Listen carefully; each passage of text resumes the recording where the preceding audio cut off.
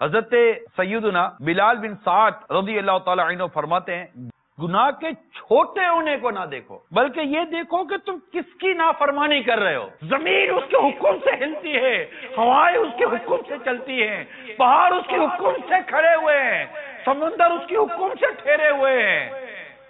ایک حکم فرما دے تو پہاڑ آبادیوں پر گر جائیں، ایک حکم فرما دے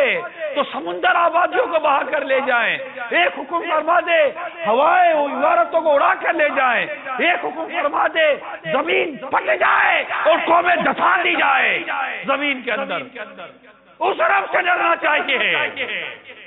ہم سب کو اسی رب سے ڈرنا چاہیے جس کا حکم چلتا ہے، جو مالک ہے ہمارا، جو رب ہے ہمارا۔ مگر ہائے افسوس، 7 کروڑ افسوس، ہمارے دلوں سے وہ خوف خدا گویا کہ نکلتا چلا جا رہا ہے۔ المدد یا شاہ ابرار مدینے والے، المدد یا شاہ ابرار مدینے والے، قلب سے خوف خدا دور ہوا جاتا ہے، سلسلہ گناہوں کا بڑھا جاتا ہے،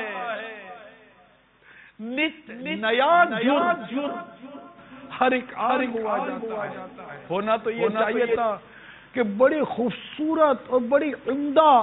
اور بڑی پر لطف و محبت بھرے انداز میں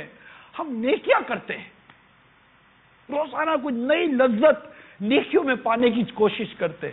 روزانہ کچھ خوبصورت انداز اور بناتے اور نیکیوں کا اور لطف و سرور اور لذت پاتے،